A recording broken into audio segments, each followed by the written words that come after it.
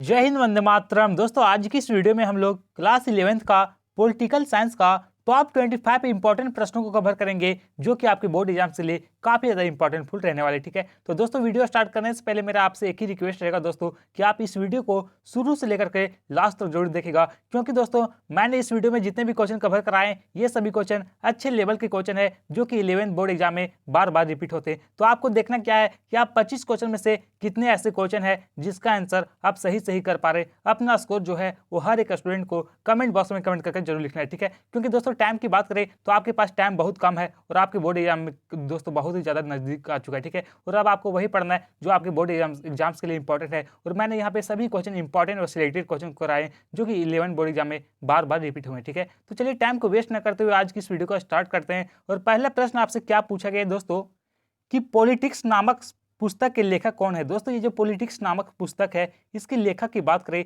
तो इसके लेखक कौन है दोस्तों, तो राइट आंसर हो जाएगा ऑप्शन नंबर बी, अरस्तु। जी हाँ दोस्तों, ये जो पॉलिटिक्स नामक पुस्तक है ये इसके लेखक कौन है, तो अरस्तु। बहुत बार क्लास 11 का बोर्ड एग्जाम में पूछा गया है, तो ये आपको याद रखना है। ठीक है, अगला क्वेश्चन क्या पूछा गया है कि नकारात्मक स्वतंत्रता का अर्थ होता है। दोस्तों जो नकारात्मक स्वतंत्रता है इसका अर्थ क्या होता है, तो राइट आंसर हो जाएगा बंधनों का अभाव। ठीक है, ऑप्शन नंबर बी सही उत्तर हो जाएगा, बंधनों का अभाव होता है नकारात्मक स्वतंत्रता का अर्थ। ठीक है, ये आपको याद रखना है।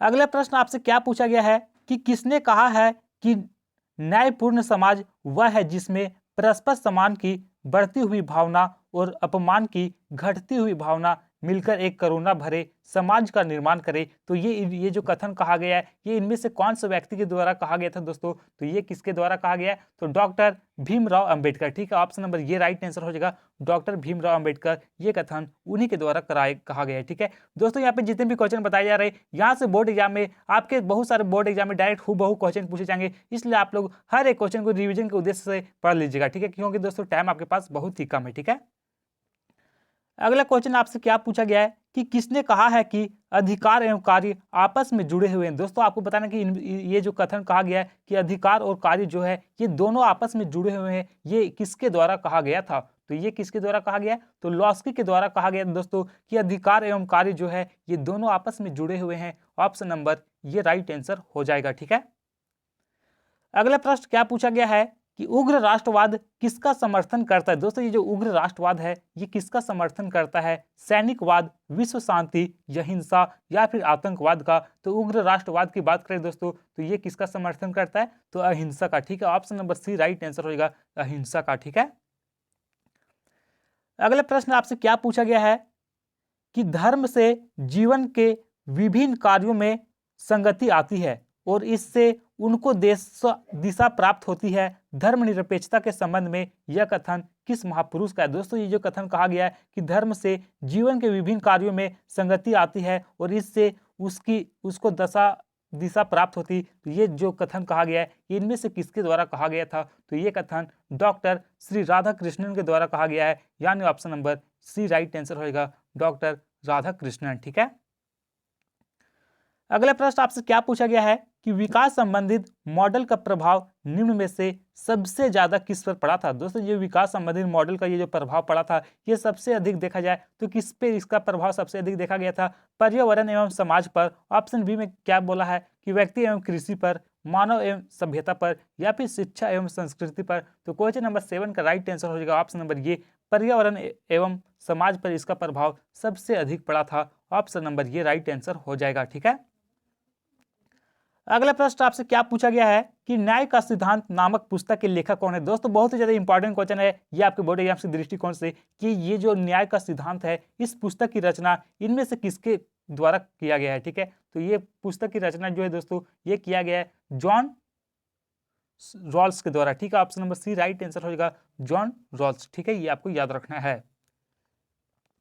अगला क्वेश्चन क्या है कि एक भूख से मरते हुए व्यक्ति के लिए स्वतंत्रता का क्या लाभ है, वह स्वतंत्रता को न खो सकता है और न ही पी सकता है, यह कथन किसका है। दोस्तों बहुत ज्यादा इंपॉर्टेंट क्वेश्चन है कि ये जो कथन कहा गया है कि एक भूख से मरते हुए व्यक्ति के लिए स्वतंत्रता का क्या लाभ है, वह स्वतंत्रता को न ही खो सकता है और न ही पी सकता है। तो ये इनमें से कथन जो है ये कौन सा व्यक्ति के द्वारा कहा गया था, तो ये कहा गया था हॉब्सन के द्वारा, यानी ऑप्शन नंबर ये राइट आंसर हो जाएगा, हॉब्सन। ठीक है,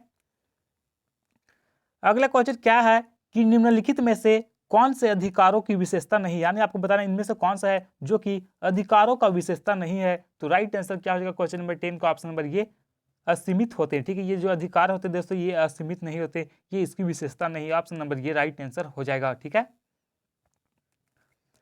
अगला प्रश्न क्या पूछा गया है कि इनमें से कौन धर्म निरपेक्ष राज्य नहीं, यानी आपको बताना इनमें से कौन सा जो है जो कि धर्म निरपेक्ष राज्य नहीं है। नेपाल, अमेरिका, भारत या फिर पाकिस्तान। तो सही उत्तर हो जाएगा क्वेश्चन नंबर 11 का ऑप्शन नंबर डी।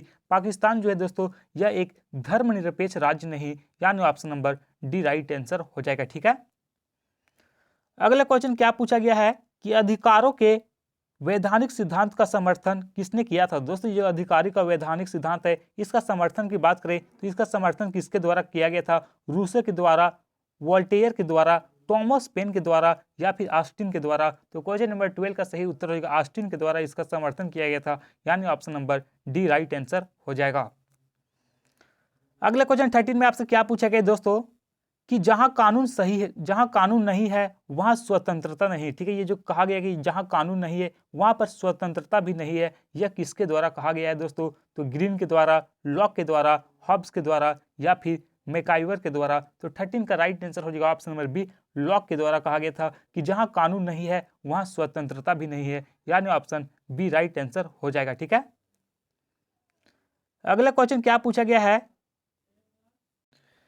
अगला क्वेश्चन आपसे क्या पूछा गया है दोस्तों कि लॉन्ग वॉक टू फ्रीडम, ठीक है। ये जो लॉन्ग वॉक टू फ्रीडम यानी स्वतंत्रता के लिए लंबी यात्रा किसकी आत्मकथा है दोस्तों। तो ये किसकी आत्मकथा है, बहुत ही ज्यादा इंपॉर्टेंट क्वेश्चन है। तो ये दोस्तों नेल्सन मंडेला का आत्मकथा है, यानी option number C right answer हो जाएगा कि लॉन्ग वॉक टू फ्रीडम यानी स्वतंत्रता के लिए लंबी यात्रा, ये किसके द्वारा कहा गया है। तो नेल्सन मंडेला। दोस्तों नेल्सन मंडेला की बात करें दोस्तों तो ये साउथ अफ्रीका के जो है दोस्तों ये प्रथम जो है ये ब्लैक प्रेसिडेंट थे, ठीक है। क्योंकि दोस्तों आप सभी ने 10 क्लास में इंग्लिश का बुक में ये पढ़ा होगा कि नेल्सन मंडेला जो है ये साउथ अफ्रीका के पहले ब्लैक राष्ट्रपति थे, ठीक है।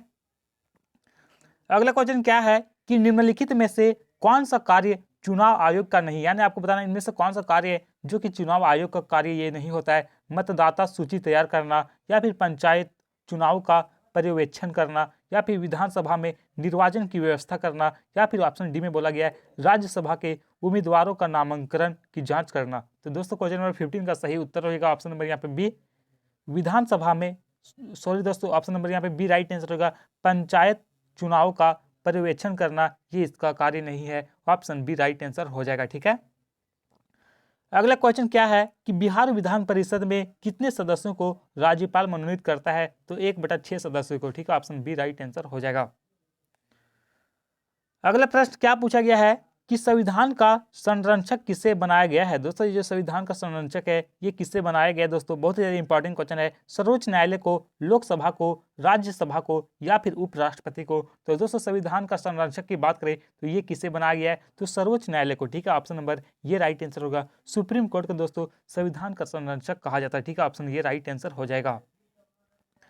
अगला क्वेश्चन है कि उच्च न्यायालयों में न्यायाधीश की संख्या का निर्धारण करने का अधिकार किसे प्राप्त है। दोस्तों ये जो उच्च न्यायालयों में ये जो न्यायाधीश होते हैं इसकी संख्या का निर्धारण करने का अधिकार इनमें से किसे प्राप्त है। सर्वोच्च न्यायालय को, विधानसभा को, राष्ट्रपति को या फिर राज्यपाल को। तो 18 का सही उत्तर हो जाएगा ऑप्शन नंबर यहाँ पे सी, राष्ट्रपति को, ठीक है। Option number C right answer हो जाएगा। दोस्तों आप सभी को कमेंट बॉक्स में कमेंट करके लिखना है कि वर्तमान समय में अभी भारत के राष्ट्रपति कौन है। इसका आंसर हर एक स्टूडेंट कमेंट बॉक्स में कमेंट करके जरूर लिखेगा, ठीक है। क्योंकि दोस्तों मैं हर एक स्टूडेंट का कमेंट पढ़ता हूँ, इसलिए आप सभी लोग भारत का राष्ट्रपति भी वर्तमान समय कौन है इसका आंसर आप सभी लोग कमेंट बॉक्स में कमेंट करके जरूर लिखेगा, ठीक है। अगला क्वेश्चन क्या पूछा गया है कि निम्नलिखित में से कौन सी सीमित अस्थायी स्वशासन से संबंधित नहीं है, ठीक है। तो 19 का राइट आंसर क्या हो जाएगा दोस्तों, ऑप्शन नंबर यहाँ पे सी, तारकुंडे समिति, ठीक है। ऑप्शन नंबर यहाँ पे सी राइट आंसर हो जाएगा। अगला क्वेश्चन जो कि बहुत ही ज्यादा इंपॉर्टेंट क्वेश्चन, कई बार क्लास 11 का बोर्ड एग्जाम में पूछा गया दोस्तों कि संविधान सभा के अस्थायी अध्यक्ष कौन थे। दोस्तों कभी कभी संविधान सभा के अस्थायी अध्यक्ष पूछा जाता है और कभी कभी अस्थायी अध्यक्ष पूछा जाता है, ठीक है। तो यदि आपसे संविधान सभा का अस्थायी अध्यक्ष पूछा जाए तो डॉक्टर सचिंदानंद सिन्हा जो है ये संविधान सभा के अस्थायी अध्यक्ष थे। और यदि आपसे क्वेश्चन में पूछा जाए कि संविधान सभा का अस्थायी अध्यक्ष किसे बनाया गया था तो डॉक्टर राजेंद्र प्रसाद को दोस्तों संविधान सभा का अस्थायी अध्यक्ष बनाया गया था। तो ये दोनों क्वेश्चन आपके एग्जाम के लिए काफी ज्यादा इंपॉर्टेंट होते हैं, आप लोग दोनों क्वेश्चन को याद रखिएगा, ठीक है। अगला प्रश्न है कि धन विधेयक संसद में पेश करने से पहले किससे अनुमति लेना आवश्यक है। दोस्तों ये जो धन विधेयक संसद में पेश करने से पहले सबसे पहले किससे अनुमति लिया जाता है, तो राइट आंसर हो जाएगा ऑप्शन नंबर यहाँ पे सी, राष्ट्रपति से। ठीक है, option number C right answer हो जाएगा। अगला क्वेश्चन है कि पटना उच्च न्यायालय की स्थापना कब हुई थी। दोस्तों जो पटना उच्च न्यायालय है इसकी स्थापना की बात करें तो कौन से ईस्वी में इसकी स्थापना किया गया था, तो 1916 ईस्वी में। ठीक है, option number C right answer हो जाएगा।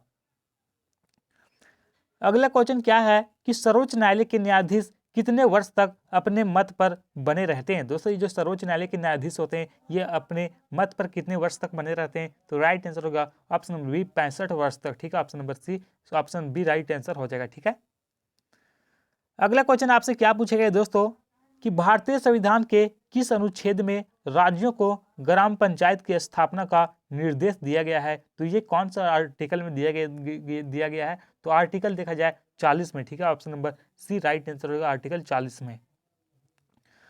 अगला क्वेश्चन क्या पूछा गया है कि भारत में कितने स्तरीय पंचायत राज्य की स्थापना की गई है दोस्तों, तो सही उत्तर होगा ऑप्शन नंबर यहाँ पे डी त्रिस्तरीय। ठीक है, option number D right answer हो जाएगा।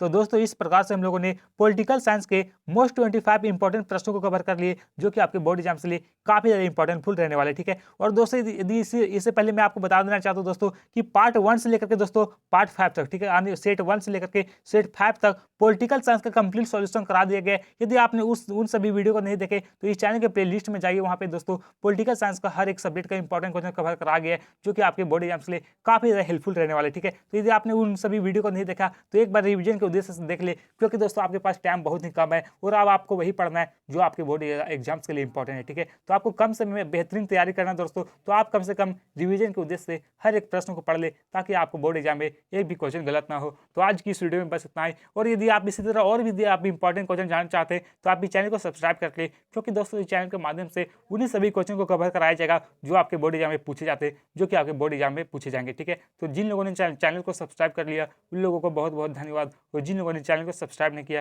प्लीज चैनल को सब्सक्राइब कर ले। फिर से हम लोग मिलेंगे नेक्स्ट वीडियो में, तब तक के लिए जय हिंद जय भारत।